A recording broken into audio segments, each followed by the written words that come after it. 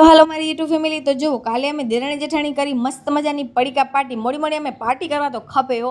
અને આજે આપણે આ રાજમાનું શાકની રેસીપી શેર કરશું. આ લીલા મરચાં, લસણ, ડુંગળી એને મેં મિક્સીમાં પીસી લીધો છે. પછી મેં ટમેટાને પણ એકદમ મિક્સીમાં પીસી લીધો છે. પછી સરસ મજાની આ ગ્રેવીને એકદમ સારી રીતે આપણે તેલ છૂટો પડે ત્યાં સુધી પાકવા દેશું.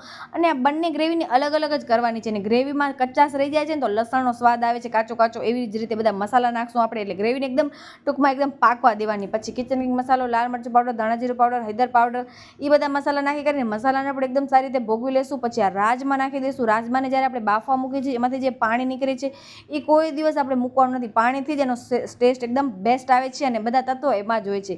હવે જ્યારે પણ આપણે ગ્રેવીના શાક બનાવીએ છીએ ને ત્યારે મને તો એના સાથે રોટલી બોટલી એવું કાંઈ ન ભાવે. પરોઠા તો ખપે ને ખપે. તો ખાવા પીવાના શોખીન હશે ને મારે ખ્યાલથી આવું બધું બનાવતા હશે. અહીંયા કને પતિદેવ મને કહી રહ્યા છે કાંઈક કે તું મારો વિડીયો શું કામ લેશ. મેં કીધું તમે ખમોતા ખરા, તમને પણ બધા ઓડિયન્સ કહે છે કે તારા પતિદેવને પણ તારા વિડીયોઝમાં બતાવો. બંટી અમને ધ્યાનથી સાંભળે છે કે આ બંને જણા શું ડિસ્કશન કરે છે. ડિસ્કશનમાં એ હતું કે અમને જવાનું હતું બહાર, કાલે ગુરુ પૂર્ણિમા હતો ને. પછી મને પતિદેવે કીધું આપણે ક્યાંય નથી જવાનું હતું, રીંગણા બટેકાનું શાક બનાવો. યાર માથા બધા ધોઈ લીધા ને પછી કોઈ ના કરે કેવું થાય. ચલો બાય, કાલે મળીએ.